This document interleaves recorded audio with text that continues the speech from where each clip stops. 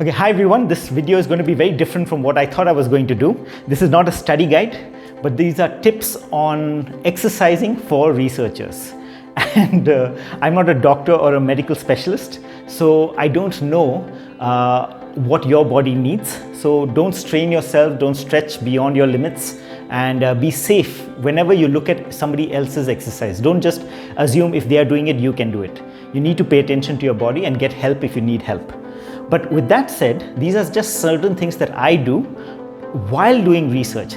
We are not talking about general fitness, diet, weight loss. We're not talking about those things.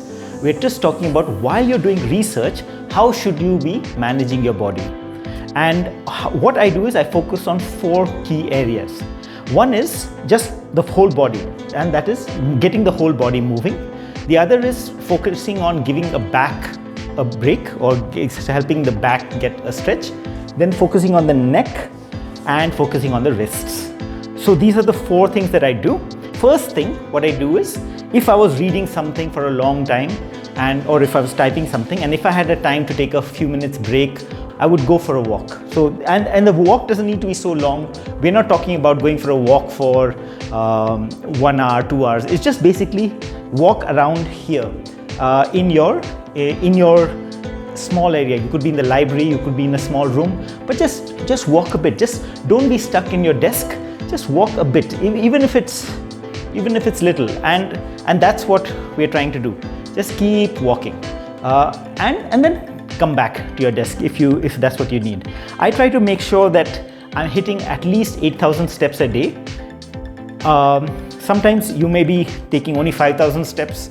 Some people push for 10,000 steps, but be realistic of what your goals are and see how many steps you can take per day, and try to not be stuck on research all the time. Try to get yourself moving a bit more. Okay, so that's the first thing, walking. The second thing is back. Now here's a bit tricky. Some of you may already have back problems, and so for that, please do talk to your own doctor, see what is advised. Your back may need certain special attention, okay? But for me, what I do is I recognize where the problem is. Oftentimes I'm sitting, focusing on the computer and a little hunched. So what I do is I basically counter that. So if I'm doing that for, let's say, a long time, I'll take a break and I'll stretch the back on the other way. So if it is going down, I'll basically go this and then do these kind of exercises, you see? So this not only helps the arms, but it's also to help the back over here. Okay, so that's one exercise that I do to just help the back get help. The other thing is, if you have time, I would just bend and stretch. You don't have to touch your toes if you're not able to. And this is just one simple, and don't be too in a rush. Don't push yourself too much. Just gently, just see if you can stretch yourself by touching you can stretch your back. The other one is, this is also quite good, stretching your back. And one way is like try to touch the ceiling or try to touch the fan if it's safe for you. And so that's just one way to stretch your back and give it a counter to what you are usually doing. So that's the back exercises. Okay? There you could even do this, but don't strain yourself. This is also one good exercise that I know is doing shoulders, but it gets your back doing things, especially the upper back that could be strained. Okay, so that's again, be careful how you use your back. Make sure your back is getting stretched and not getting stuck in one position. The third thing I said was focusing on the neck.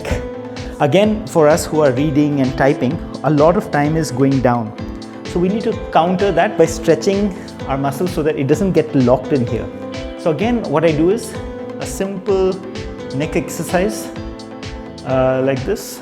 These are just stretches here, or even up, down. See, you can even be sitting and doing that. You don't have to be, you have to take a 5-minute break or something. You can just sit and do that. Again, be careful, don't strain, don't go fast. Just take your time. And if you have the ability, you can rotate.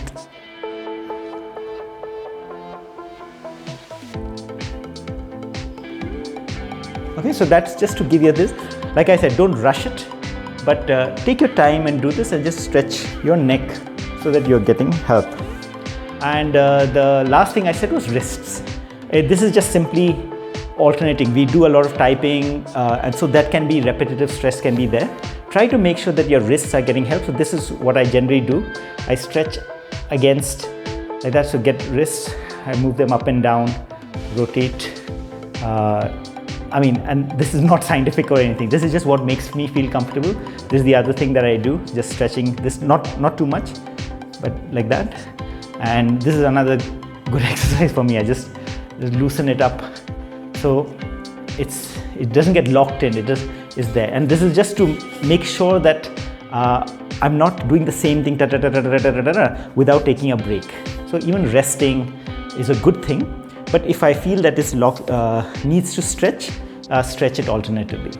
So these were just some tips that I do for exercising while doing research. It's not that this will work for you, but all I want to say is that try to move while you're doing research.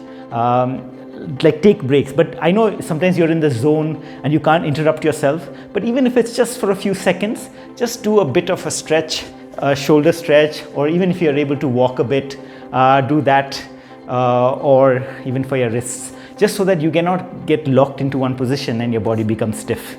So all the best to you. I hope you're healthy while doing research, and so I hope you're strong in mind and body. Okay, bye.